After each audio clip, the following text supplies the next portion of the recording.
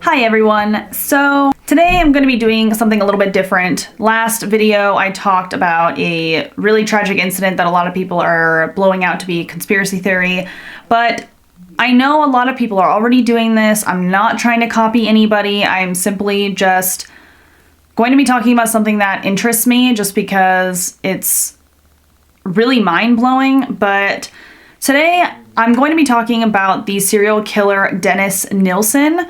I don't know who has heard about it, but a lot of people might already know about him, but I actually had no idea about Dennis Nilsen until this last 2 weeks. So I thought it would be interesting to do some research about him and kind of talk about his upbringing and pretty much how his life went being a serial killer. So if you're interested in really gnarly details, go ahead and keep watching. If you guys aren't into a lot of stuff like that, please click out of this video. But yeah, I'm gonna go ahead and get started, and I hope you enjoy. So Dennis was born on November 23rd, 1945 in Fraserburgh, Aberdeenshire, Scotland, from his mother Elizabeth White and father Olav Moksheim, which his father actually adopted the last name Nilsen, so that's how Dennis ended up getting that last name. So Dennis's mother Elizabeth and his father Olav actually ended up marrying in 1942 and moved into Elizabeth's parents' home. That way they could raise their two sons, Olav Jr. and Dennis at the time. But it also said that because of Dennis's father being really into his job, being in the army, he really didn't focus on keeping his marriage strong with his wife and didn't really care enough to get them their own home and, begin their family on their own. Because of this, Elizabeth actually ended up divorcing Olav in 1948 right after she had their third child, Sylvia. And I guess Elizabeth's parents were actually really supportive throughout the whole entire divorce. They ended up staying with her parents so that way she could raise their children and have a stable place to stay. And I guess Elizabeth's parents didn't really approve of her husband in the first place, so they were actually really happy that this happened. And from then on, Dennis's father actually only got brief visits with his kids, and that's the last thing I ever heard about his father throughout the articles that I read. So growing up, Dennis was known to be very quiet but adventurous. He liked to hang out with his grandfather quite a bit, and they actually became really, really close. By the time that Dennis was 5, he actually called his grandfather his quote-unquote hero and protector. They would take long walks on the beach together, go to the harbor together, and have really nice talks, and he actually remembered this very clearly, even though he was so young at the time. But sadly, Dennis's grandfather actually passed away only less than a month away from Dennis's 6th birthday, and this took a really big toll on his attitude. And by the time his funeral came, his mom actually let him see his grandfather in the casket. They had, a viewing of his grandfather. And this is just my personal opinion, okay? Your children, you do you. But I personally, if I had a 5-year-old son, I would not want him to see his grandfather in a casket just because of that age. I feel like it changes their whole view on death for younger kids. They don't really know how to understand a lot of that stuff. But she let him see it, and I really think that this had a lot to do with how Dennis turned out when he grew up. But that's just my opinion. Don't get mad. Okay. As Dennis grew a little bit older, he was often seen walking on the beach and on the harbor by himself. He was super, super quiet, even more quiet than before. And he envied his two siblings quite a bit because he felt that his grandmother and his mother were giving his siblings a lot more attention than him. But even though his younger sister Sylvia got more attention, he was actually a lot closer with her than he was with his older brother Olav Jr.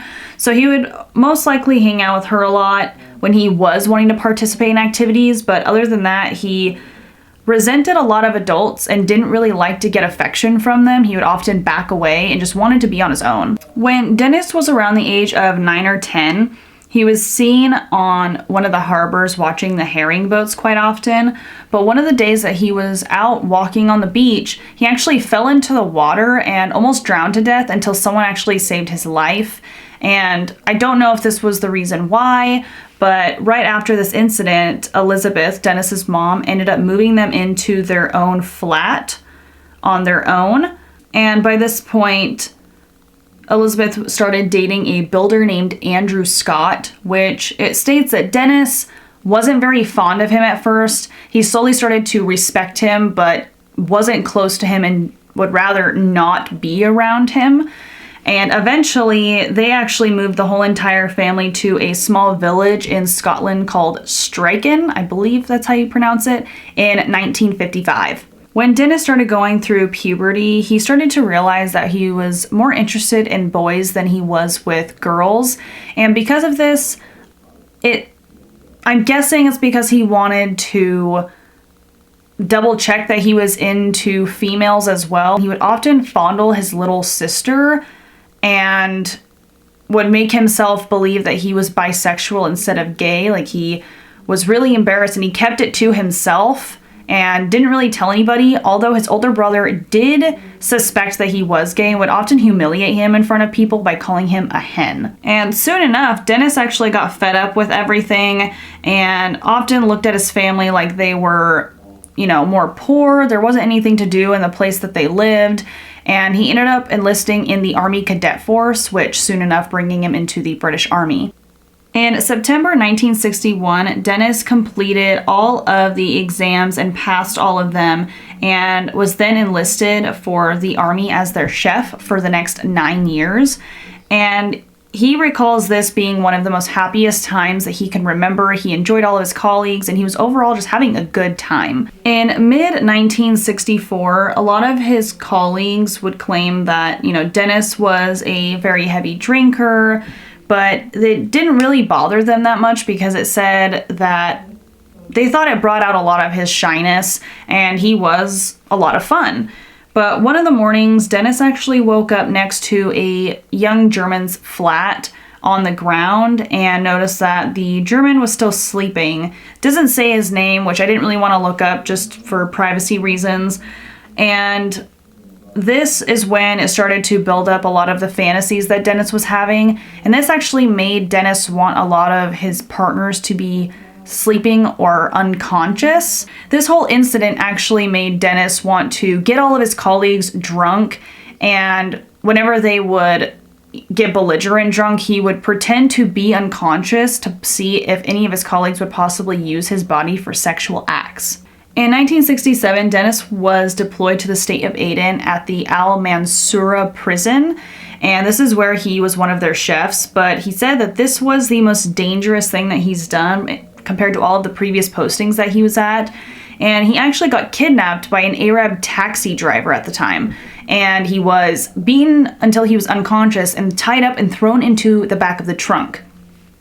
But luckily for Dennis, he ended up waking up as soon as the taxi driver was trying to take him out of the trunk.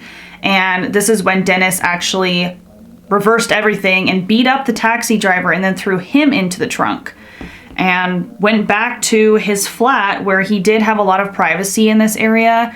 And this just, all of these incidents just started to build up a lot of the desires and fantasies that he had. And this is a little bit explicit, but Dennis would go back to his flat and start to perform sexual acts on his own body by standing in front of his mirror, pretending that his own body was the victim, and just started to perform things that he wanted to perform on other people. And I'm not sure where this fits in. I'm guessing, because he was gay and he didn't want people to find out, or if he just wanted to make sure that he wasn't into women. It does say that at some point Dennis has a short relationship with a prostitute and starts to brag to a lot of his colleagues and said that he had a great time, but deep down he actually thought it was quote unquote overrated and depressing. So in 1972, Dennis quits the military and starts to live So in 1972, Dennis is actually out of the military and he ends up moving back in with his mom and his siblings. Everything was going okay up until his older brother actually told his mom that Dennis was gay and started to humiliate him. And this is when Dennis actually had enough of everything, ended up leaving the home, and that was the last time that he ever spoke to his older brother and would rarely write his mom and his younger sister any letters. It was the last time they ever really saw him. When Dennis moved out, he tried to find a stable job. At one point, he was a police officer. The next, he was a security guard, but he never really found a job that was stable enough for him to stay in that area. So he ended up residing in North London and found a good job there and started to live his life. So Dennis would go to a lot of pubs and try to meet up with people. And one night he went to a pub and actually broke up an altercation between a younger 20-year-old man, David Gallican, and two other men that were trying to beat him up, I'm guessing. And this is when Dennis offered David, like, hey, why don't you come over to my place? We can have some drinks and we can listen to music, hang out.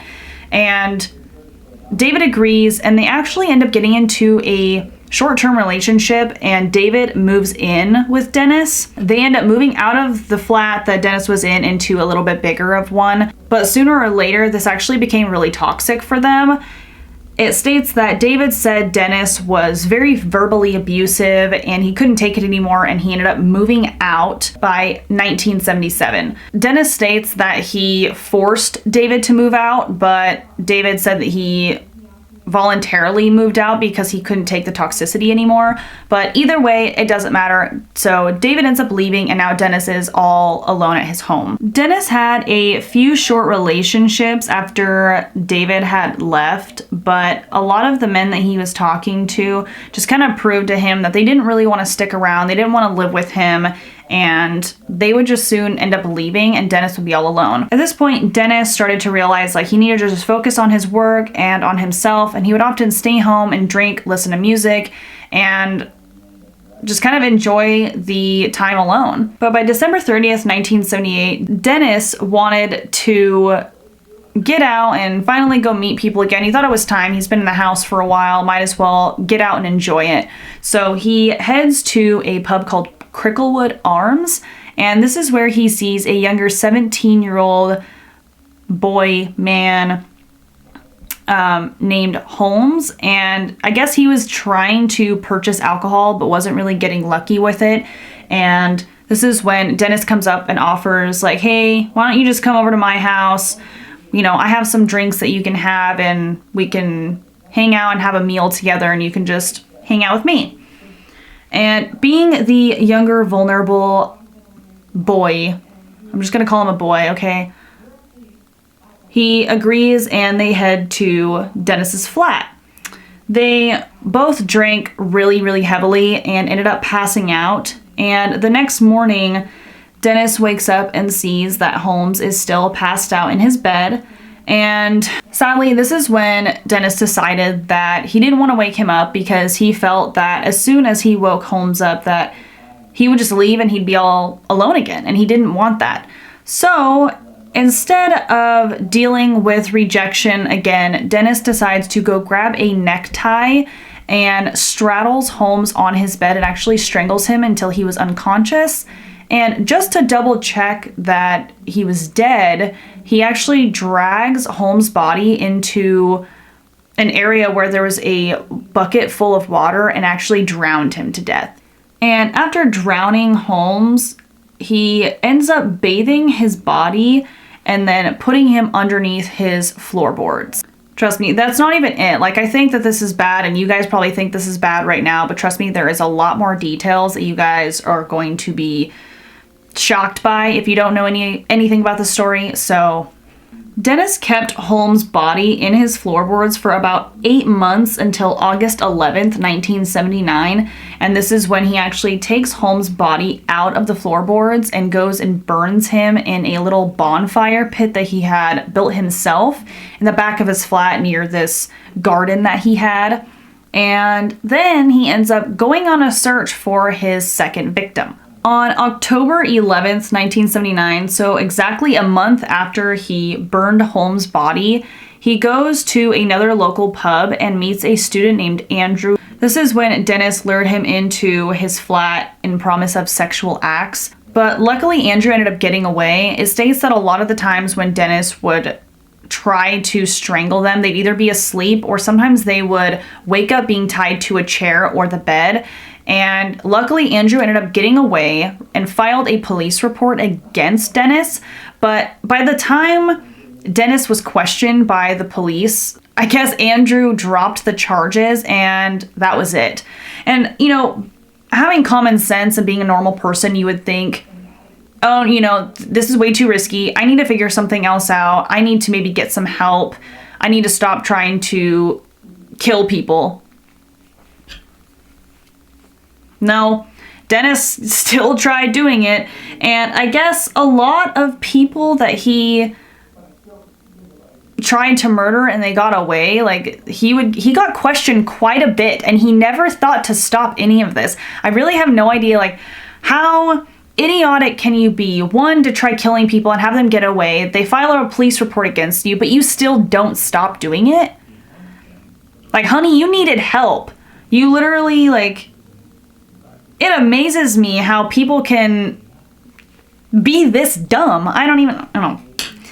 But yeah, Andrew luckily got away and he survived, and I bet that he had many, many nightmares about it, and I hope he's okay and he's doing well and he was able to move past all of this. So 2 months later, on October 11th, 1979, this is when Dennis goes on the search for his next victim and meets a 23-year-old Kenneth Ogden at a local pub, and found out that Kenneth was, you know, out exploring the country while visiting family and just wanted to see a lot of the really pretty landmarks and just explore. And what do you know? Dennis comes over and offers to show him many landmarks, and he could actually stay at his home and have a nice meal and stay the night, and they could get to know each other. And sadly enough, Kenneth actually accepts, and before they head to Dennis's flat, they stop at a liquor store, get some whiskey, they get rum and some beer, and then they head to his flat where they actually have a nice meal together. And this is when Kenneth is listening to music on headphones with, you know, like a long wire. And it states that Dennis doesn't remember what exactly triggered him or why he ended up doing it when he did. Dennis goes near Kenneth and grabs the cord of the headphones that he's using and wraps it around Kenneth's neck and drags him across the floor until he's dead. And I don't know, it's kind of gross to me because I know, you know, murdering somebody is one thing, but Dennis then goes to his kitchen, grabs a glass, and pours himself a glass of rum and just listens to music, takes the headphones off of Kenneth, and relaxes. I don't know how long he was sitting there listening to music for until he bathed Kenneth's body and then put him underneath the floorboards.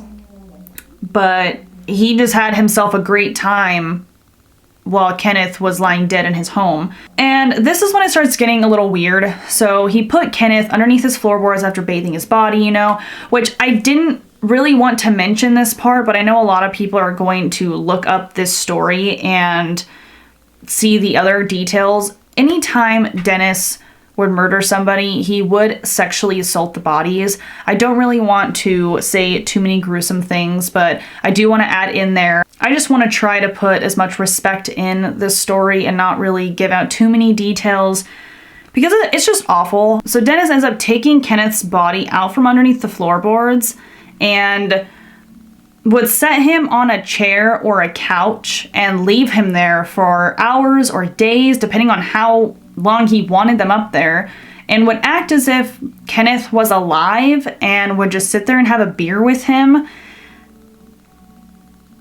You got some major problems if you're killing people and then keeping their bodies as a friend in your home. It's absolutely disgusting. His next victim, which is Martin Duffy. Martin Duffy was a 16-year-old boy that had actually started to, tour the country just like Kenneth was, but this time his family had no idea that he was even gone. So in Dennis's mind, this was even better because nobody would be looking for him. Like, nobody had any idea that he was away from home. And when Dennis found Martin Duffy, he was in a public transportation area and noticed that he looked really tired. He looked hungry. It looked like he hadn't slept or ate in days. So Dennis walks up. Dennis? It's not funny. Dennis offered a nice meal and a cozy place to sleep, and can you guys guess what happened? Exactly. Martin said yes. I don't know why. I know back then it was a little bit harder because I know that a lot more people knew everybody else, and back then you could trust a lot of people, but when your mom and dad tell you, do not trust strangers, do not go to their homes, don't do it. Like, why are people still doing it? So on May 17th, 1980, this is when Martin goes to Dennis's home. He has a good meal and he ends up falling asleep on Dennis's bed. And this is when Dennis would jump onto the bed and straddle Martin and strangle him to death with great force, and then took him to his kitchen sink where he ended up drowning his head just to make sure that he was dead.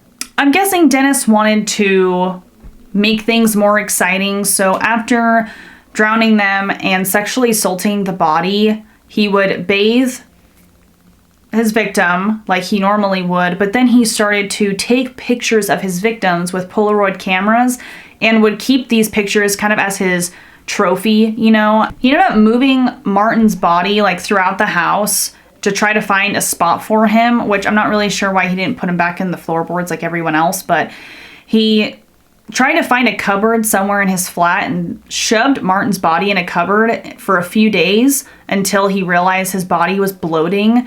And so that's when he took him out, put him in a bag, and then put his body in the floorboards. I don't want to be too gruesome, but after a while, after taking pictures, Dennis wanted to expand everything a little bit more. And this is when, instead of burning the victims, he would then take them out and start to dissect the bodies. Whoever his victim was, he would, cut them open and take out their internal organs and throw them over a fence. I don't know how he got away with throwing human organs and flesh over the fence near his flat, or you would go to a park and, throw all of their insides out. But that's what he did. And he would then dismember the bodies and put them in different bags and store them in different places of his home, which is absolutely disgusting. And I don't know how you could live with that smell, but he did it for a while. Dennis would even start to put body parts and bones in the toilet to try to flush them. Like, he really thought if he didn't have a body, he couldn't get caught with anything that he was doing. Now, it came to the point where Dennis's landlord wanted to remodel the whole entire flat, so he ended up having to move out in 1982 and moved into a new residence called Cranley Gardens.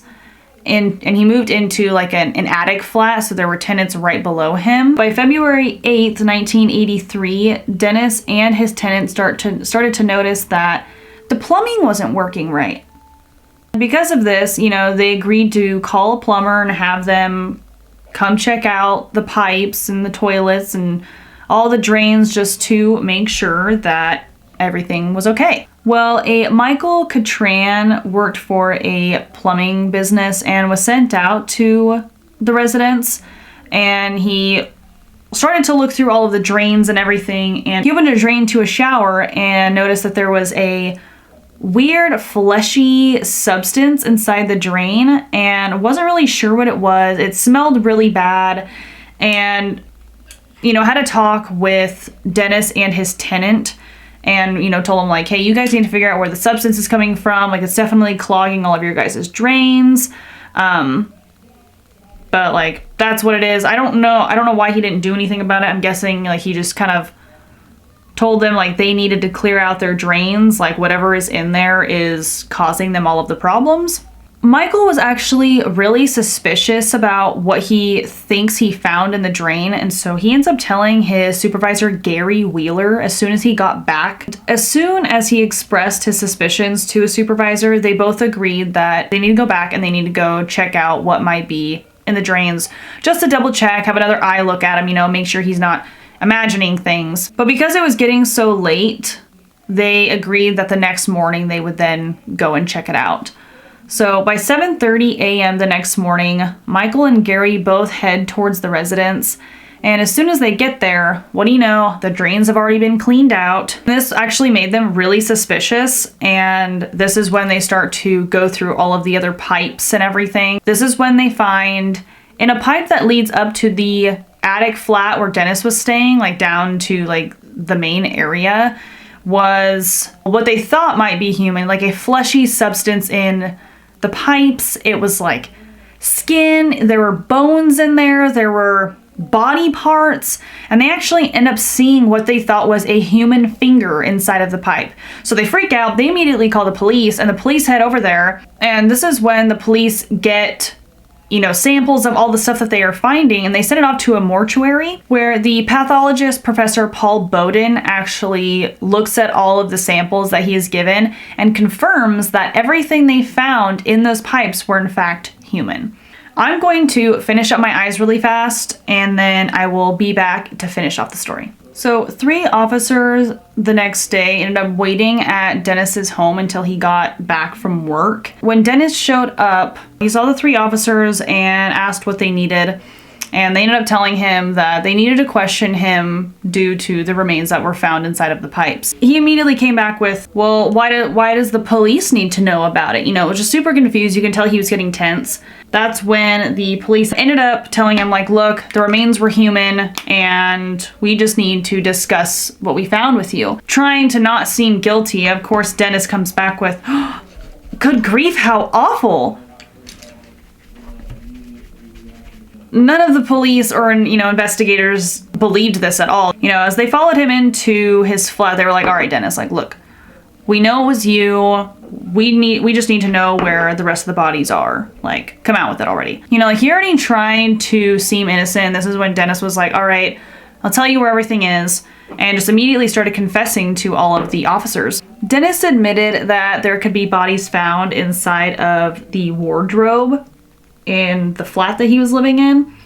And I mean, the officers kind of knew that the remains were going to be in the house, or at least some of them, because the second they walked in, it reeked of rotting flesh. And because of the smell being so intense, they actually didn't want to open the wardrobe just yet. Dennis then tells them that he wants to confess everything, get everything off of his chest, and he's glad that he got caught because he couldn't control it, but he'd much rather talk to them at the station. Now, Dennis was being put in the police car while the other investigation was going on inside of his flat. And while people were looking through his home, he was actually already confessing to everything that he was doing. So as he's confessing all of this, this is when investigators are going through his entire flat and end up finding 2 dissected torsos with various internal organs stuffed into the bag with it, and the second bag was filled with another torso that had the arms attached but the hands were cut off, a skull, and a severed head inside. You know, going through like the whole entire area, they started finding body parts and flesh stuffed in drawers and other cabinets. Some like really weird spots that you normally wouldn't picture even a serial killer to put body parts in. So going back to being questioned, Dennis confessed to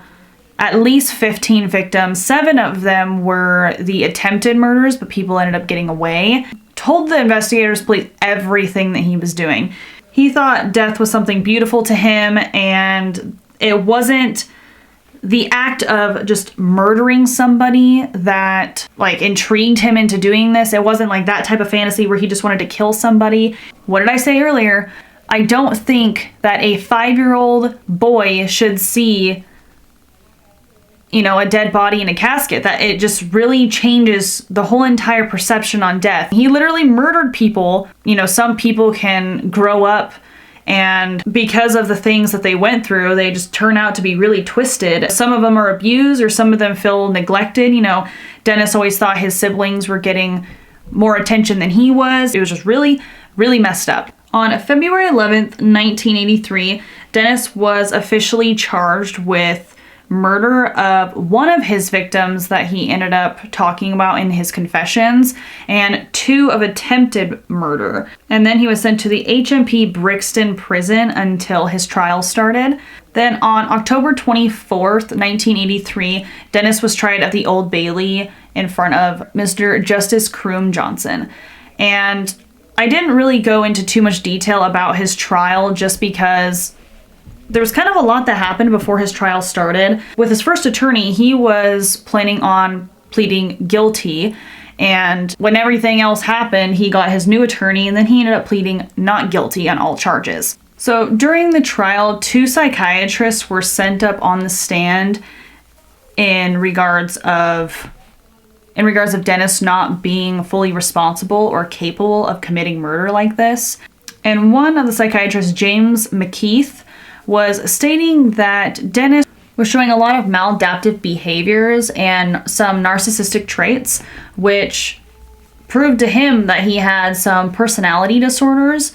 And because it was so severe, he really didn't think that Dennis had or should be fully responsible of anything that he did. And the other psychiatrist pretty much stated the same thing. Patrick Galloway, which he diagnosed with Dennis with a pseudonormal narcissistic personality disorder. And both of them pretty much thought like he shouldn't be fully responsible for this. Remember the pathologist that went through all of the remains and everything? Well, he actually interviewed Dennis, you know, right before the trial started. He had a total of 14 hours questioning Dennis, and he ended up going up on the stand against Dennis, stating that Dennis knew exactly what he was doing and there were no signs that he could tell of maladaptive behaviors. He was stating how manipulating that Dennis could be, and he was capable of having specific relationships with people and building relationships. So on November 23rd, the verdict finally came back from the jury stating that Dennis was guilty on 6 charges of murder and 1 of attempted murder, and was sentenced to a minimum of 25 years in prison. Why is there sparkles on my cheeks? I didn't want that. Cool. Well, anyways, so Dennis was sent to many prisons throughout his sentence, just transferred.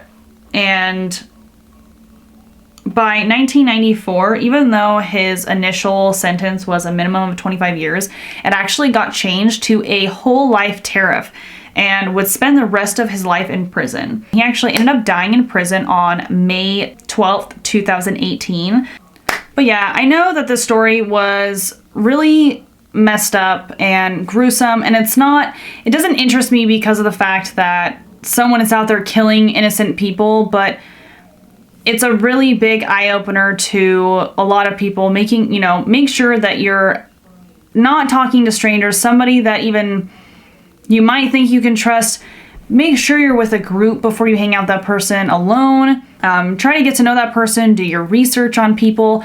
Just please make sure that you guys are watching out for yourselves, watching out for friends. Don't talk to strangers. Don't listen to strangers. Just surround yourself with people that you know you can trust. It's just a really big eye-opener to see how the minds work, I guess. Just from, tragic things that have happened in someone's life can really mold a person into who they'll be in the future. But I hope you guys enjoy this video. I know it was a little hard to listen to. It was really hard for me to tell this story, but it really interested me. And I never even heard about it until, just this last 2 weeks. Please like, subscribe, comment down below, and let me know any other conspiracy theories or any other crazy stories that you guys want to hear. And yeah, I hope you guys have a great rest of your day, and I will see you next time. Bye.